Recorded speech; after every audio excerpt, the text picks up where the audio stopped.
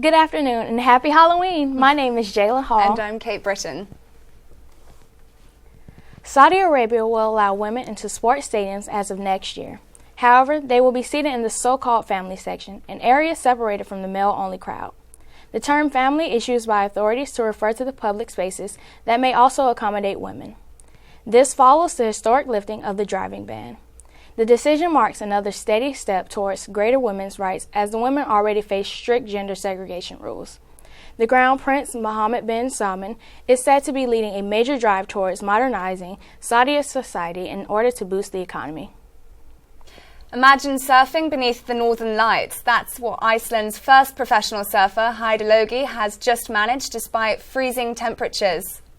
Logi, who has been surfing professionally for 2 years, faced the bitter cold water, strong current and rough waves in a thick, full-body wetsuit.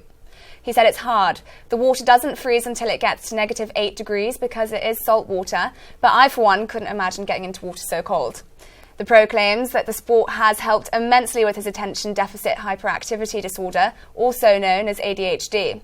Logi said, and I quote, "After a good day of surfing, you're absolutely, completely beat, and that feeling of having burned so much energy, being so tired, that's what I love about surfing."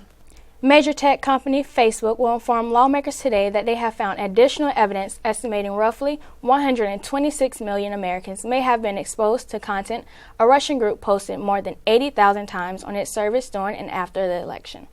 This content was uploaded by Russian-based operatives between June 2015 and August 2017.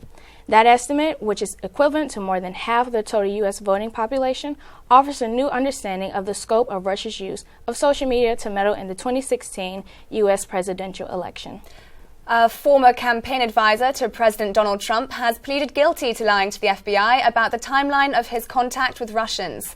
George Papadopoulos claims to have been told the Russians possessed dirt on Hillary Clinton while he worked for Trump, not before, which is what he previously told investigators. Former campaign manager Paul Manafort and Manafort's business partner pleaded not guilty to felony charges of conspiracy against the United States and other counts. The guilty plea by the former advisor, George Papadopoulos, marked the first case that cites interactions between Trump campaign associates and Russian intermediaries during the 2016 campaign, and analysts say that it has the potential to damage the US leader because it relates directly to his campaign. Trump has responded that the fake news is working overtime. The president once called Papadopoulos an excellent guy, but now is referring to him as a low-level volunteer and a liar. A Palm Beach County Sheriff deputy accused of choking a 5-year-old boy is now standing trial facing 2 child abuse charges. Prosecutors say Roger Aaron Kirby became disgusted by the kindergarten's bedwetting problem, which took place at a Wellington residence.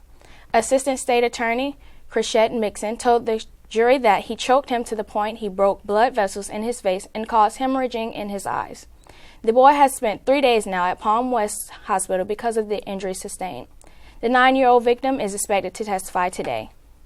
The BB&T Center in Sunrise and the Hard Rock Stadium in Miami Gardens, which are 2 of South Florida's largest sporting venues, will be used to distribute Hurricane Irma food assistance after crowds overwhelmed county parks earlier this month.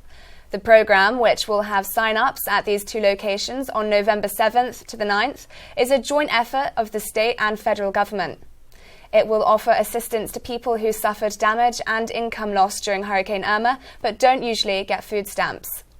Payments will depend on family size, storm loss, and income, but those who qualify will receive cards with a few hundred to more than $1,000 that could be used to buy food.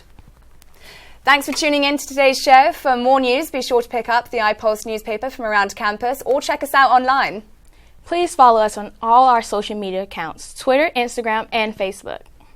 For those of you out tonight celebrating Halloween, please stay safe, and I look forward to seeing more costumes around campus. I have already seen 1 shirtless unicorn and a princess. I'm Britten. I'm Jayla Hall. Happy tricking and treating.